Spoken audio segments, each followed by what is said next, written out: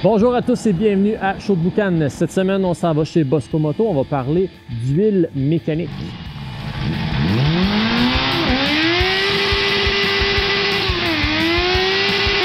Alors, salut Steve, ça va? Yes, toujours. C'est important que ça aille bien. Yes. Tant qu'on respire, j'ai ma politique, ça va être une belle journée. Moi, je peux pas rien dire à ça, c'est parfait. Qu'est-ce qu'on parle cette semaine? Bien, cette semaine, moi, je pensais faire une petite tournée d'huile. Lubrification, moteur, moto. Des fois, en fin de saison, le monde veut mettre les huiles à jour, veut faire les entretiens de moto. Fait qu'on va jaser un petit peu d'huile. Okay. On va jaser de lubrification. On va jaser aussi d'entretien moto. Les petits produits d'entretien, chaîne, filtreur à air, filtreur à l'huile. On va faire un petit survol de ça rapidement. On va être capable de fitter tout ça en 12 minutes? Oui, vous allez voir, c'est pas compliqué. Parfait. C'est vrai que ça a l'air compliqué. Tu vois, tous ces produits-là, tu es yes. comme, mon Dieu, j'ai-tu besoin d'avoir tout ça dans mon arsenal, dans mon mini-garage que j'ai chez nous? Mais non. Non, parce que là, il y a différentes motos, différents types d'huile selon le manufacturier. Fait qu'on se concentre sur ta moto, tu as quelques produits qui est un must à avoir, sinon, c'est pas si pire que ça, vous allez voir. Parfait. Si on commencerait avec, c'est un show de moto initialement, yes. Alors on va commencer par la moto. Qu'est-ce que j'ai de besoin? Qu'est-ce que ça me prend? Dans la moto, il faut savoir, moto 2 temps, moto 4 temps, c'est des fois dans le motocross, le MX, on a les deux, le 2 temps. Dans la moto de route, c'est principalement 100%, 90% du 4 temps. Oui. Fait qu'on a des huiles, on va commencer par nos huiles de 4 temps. C'est bon. L'huile 4 temps, il y a 3 types d'huile, grosso modo, qu'on peut y aller. On a l'huile d'entrée de gamme, qui est une très bonne huile, mais on appelle ça une huile minérale, 100% minérale. On a une huile synthétique, comme l'iPhone ici 1040. Puis on a une huile 100% synthétique. Il ne faut pas se tromper entre synthétique et 100% synthétique. Là, je sens que tu vas m'expliquer la différence. Yes! Souvent, les manufacturiers, ils jouent un petit peu avec les termes. Ils disent sur une huile, comme ici, on voit sur la bouteille, qui est marquée synthétique. Tant que vous ne voyez pas un 100% synthétique, ce n'est pas une huile qui est complètement faite en laboratoire. C'est une huile qui a un petit peu de minéral, qui ajoute des ingrédients, des ajouts pour la mettre un petit peu meilleure qu'une huile minérale de base. OK. Fait qu'on a une huile synthétique. Dans l'huile synthétique, on a différents types d'huiles synthétiques. On a des huiles synthétiques comme la Motul 300V à base d'ester. Dans l'échelle 1 à 5 de la performance d'huile, c'est vraiment la base d'ester est à 100%. C'est dans l'échelle 1 à 5, c'est 5. On a une huile comme la Sinto, qui est une huile aussi 100% synthétique. OK. Mais elle est à base de PAO. C'est une excellente huile. La différence, c'est dans l'échelle 1 à 5, elle se situe alentour de 4. C'est une excellente huile, mais c'est une huile qui est faite, on arrive avec des meilleurs prix, avec une qualité d'huile aussi qui est quand même supérieure beaucoup à une huile 100% minérale. OK. Quand tu achètes un bike, si vous n'avez jamais fait de changement d'huile, je pense que quand tu achètes un bike, ils te vendent le bike avec de l'huile minérale. Oui, bien ça dépend. Souvent, en partant, la moto neuve, il y a une huile de rodage en partant qu'il faut que tu changes assez rapidement.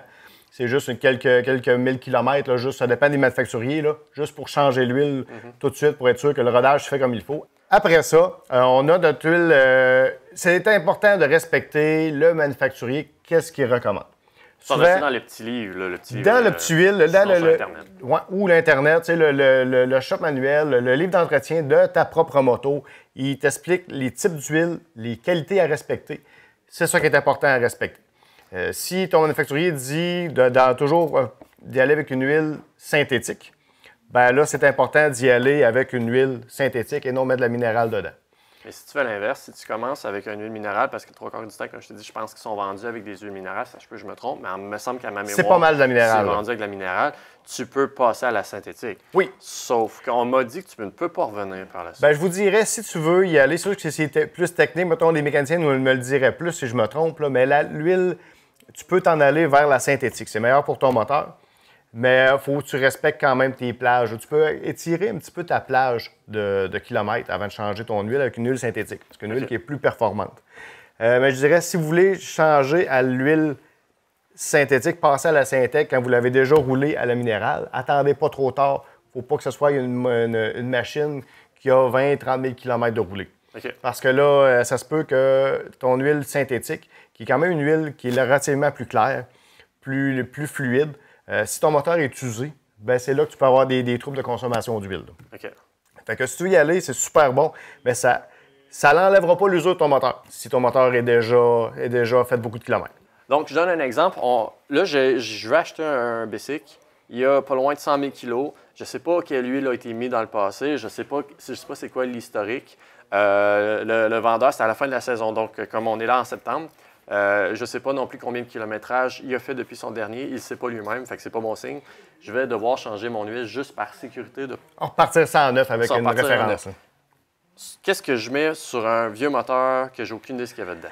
Ben moi, je dirais là, un bon entre-deux, une huile synthétique, qui n'est pas une 100% synthétique, il ne faut pas se tromper non plus. C'est une huile synthétique qui est une huile à base d'ester comme l'iPhone. On se souvient, l'ester dans l'échelle de 1 à 5, c'est quand même une super de bonne huile. Fait que tu as vraiment une belle entre-deux, entre une huile minérale et une huile 100% synthétique. Le prix a du sens aussi. Il faut faire attention, 2022, nos prix d'huile ont augmenté en flèche. Fait que des fois, ça reste quand même pas 200 $. C'est pas 200 $. Si on parle d'un baril de 4 litres, là, ça joue dans l'entour de la minérale, on parle de 50 $ à peu près full synthétique, on peut jouer aux alentours de 110 $ pour le 4 litres d'huile. Okay, ça n'a pas explosé. Ça n'a pas explosé, mais ça a monté un peu. Ça a monté un petit peu. Là. On parle de 20 $ d'augmentation depuis les derniers 6 mois. Là. Parfait. À ça, évidemment, on ajoute un filtre. Souvent, dans votre machine, vous avez 2 types de filtres. On a des filtres à cartouche. Nous, ici, chez Bosco, on utilise le iFlow. C'est vraiment des fils de qualité qui égalent ou dépassent les fils de qualité du manufacturier. Fait qu'on a tous les modèles ici toujours en main. On a des filtres à cartouche, qui est vraiment comme un petit carton dedans. Ça, c'est à remplacer à tous les changements d'huile de ta moto. Oui.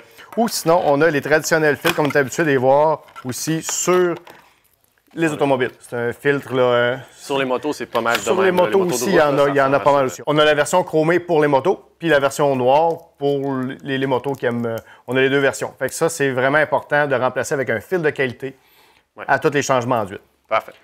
Là, moi, je regarde sur tes bouteilles et je connais un petit peu ce que ça veut dire, mais je vois qu'il y a du 10-40, 10-40, c'est tout des 10-40. Tu as une 20-50 ici. Qu'est-ce que les chiffres veulent dire? Là, probablement que si je viens acheter une huile ici, tu vas me conseiller. Si je vais dans un autre magasin, les gens vont me conseiller. Mais n'empêche que si j'ai le goût de faire mes propres recherches, qu'est-ce que ça veut dire? Bien, souvent, nous autres, c'est sûr qu'on va toujours se référer, comme je disais tantôt, au manuel du propriétaire. Si tu me dis que tu as une Kawasaki, Ninja 1000, c'est sûr que mon premier réflexe, ça va être d'aller voir, on a toutes les références ici, les types d'huile qu'il y a dedans. Ça va aller aussi à ta conduite. Si tu fais une conduite avec des RPM élevés, tu as modifié ta moto, elle se tient plus en température, c'est là qu'on va jouer peut-être avec les grades d'huile. Dans les grades d'huile, on a tout le temps 2 chiffres. On a, comme ici, mettons, c'est un 10 W40. Le premier chiffre, c'est ton indice de viscosité à basse température. Fait que si tu dis que tu vas rouler ta moto, il y en a qui étirent les saisons longues, ils vont commencer à... Oui, comme moi. Je commence le 15 mars. Et en décembre, c'est des dérogations jusqu'à 15 décembre à peu près. Fait que, tu peux la rouler à des températures quand même super froides. Très froides, oui. Fait que souvent, si tu me dis tu vas rouler ça, tu fais ton changement d'huile présentement, une 10-40 qui est la norme dans la moto, bien ça, c'est ton chiffre en température froide. J'aurais tendance à descendre un petit peu ce chiffre-là et aller vers une 5 au lieu d'une 10. Le deuxième chiffre, qui est le 40 ici, c'est ton indice de viscosité en haute température. Fait que si tu me dis, moi, je roule, je m'en vais rouler au Nevada, on va rouler dans le désert avec ma moto, ça se peut qu'on monte un petit peu l'indice pour sauver ton moteur. Ou justement, si vous avez un sports bike comme le mien, puis vous aimez ça... Les faire révolutionner, ou tu fais du lapping, tu vas faire... Puis la température de l'huile est toujours dans le tapis ou presque. Elle est toujours au tapis, là. Fait que là, on montrait l'indice de viscosité peut-être à une 50, une 60. C'est comme les motos Harley-Davidson de compagnie, ils ont une 20-50. C'est une moto... C'est Free Air, c'est une moto qui se tient beaucoup en température haute. Fait que c'est pour ça qu'on indice de température en température haute à 50. On est un petit peu plus élevé. C'est un petit peu ça, là, rapidement. Le 20, c'est intense quand même. Le 20, c'est une moto qui n'est pas faite pour rouler quand il fait froid. On sort en mai. On sort en mai. On sort en mai, juin, quand les feuilles sont changées de couleur. Là. Quand toutes les feuilles sont poussées, c'est le temps de la sortir. Parfait. Question comme ça. J'avais une moto dans le passé qui était refroidie à l'air. C'était une Ducati Monster. J'ai été resté pris dans le trafic à Montréal pendant 10 minutes. C'est vraiment pas gros 10 minutes, mais juste assez pour que je pogne le cut-off de la température. Et parce que je suis refroidi à l'air avec une cloche électronique, la cloche a dit non, je ne fonctionne plus. J'arrête. Je protège. Exactement. Je protège, mais ça fait en sorte que tout est pris à l'entrée du tunnel. pas la meilleure solution. Je dirais pas ce que j'ai fait, mais j'ai réussi à passer de l'autre bord. Est-ce que, parce que là, j'ai aucune idée quelle huile avait dans cette moto-là à ce moment-là, ça faisait moins d'1 an que je l'avais. Est-ce que j'aurais pu éviter un problème comme ça en ayant une huile 50? L'huile t'aurait peut-être aidé. Ben, t'aurait pas aidé à tenir ta température basse. Elle aurait mieux fonctionné avec ta température haute. Okay. Une chose qui pourrait t'aider, c'est des additifs dans ton... Toi, t'étais free air, par exemple. Hein? Oui, voilà. Donc, l'huile ne fait pas en sorte que le moteur va prendre plus de temps à chauffer. C'est ce que je comprends. Elle va juste mieux opérer, elle va mieux faire sa qualité de lubrification, Parfait. même si tu le montes en température. Elle ne t'aidera pas à baisser ta température. Parfait. Si tu aurais une moto liquide, là, il y a des additifs que tu peux ajouter dans ton antigel pour baisser ta température de des fois 4-5 degrés, mais ça paraît le 4-5 degrés là, pour... Fait que des additifs, Amsol fait un super de bon additif pour baisser là, la température. Parfait.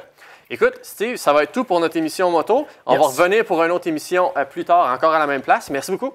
Merci à toi.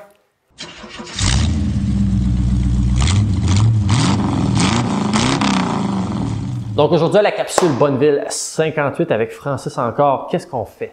On va parler de lorsqu'on sort la moto le printemps. Oui, on déhivernise. On a des papillons, on a hâte, mais sérieusement, prenez le temps. Prenez le temps de bien vérifier toutes les composantes mécaniques, esthétiques, les changements d'huile aussi, le changement d'huile.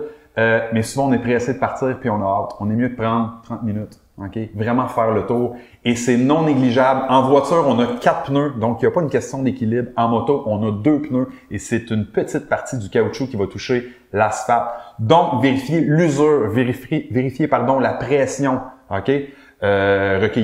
Recueillez-vous, mais allez voir votre manuel du propriétaire ou bien sur le swing arm. Sur le sticker, oui. Exactement. On va avoir la pression avant et arrière, donc c'est non négligeable. Rouler avec un pneu qui est pas gonflé adéquatement peut causer une perte de contrôle. La gravelle, il y en a tout le temps partout. Tu as besoin d'avoir un bon pneu. Exact. La pluie, les rainures sur le pneu, c'est fait pour évacuer l'eau, donc c'est non négligeable. Puis si vous attendez d'avoir des sous pour le changer, attendez d'avoir votre paye. OK? Allez pas rouler avec une moto qui n'est pas en état de rouler. Oui, vraiment, c'est notre sécurité. Autre chose aussi, avec ce temps-ci de l'année, avec le COVID, les pneus, c'est long. Exact. Ça arrive pas tout de suite, ça arrive pas la semaine prochaine. Là, ça arrive 2-3 mois plus tard. Il faut le prévoir. Prévoyez ça durant l'hiver. OK. Puis mettez une bonne qualité de pneus. Oui. OK? Vraiment, on parlait de casque aussi. Même principe. Merci, Francis. Merci.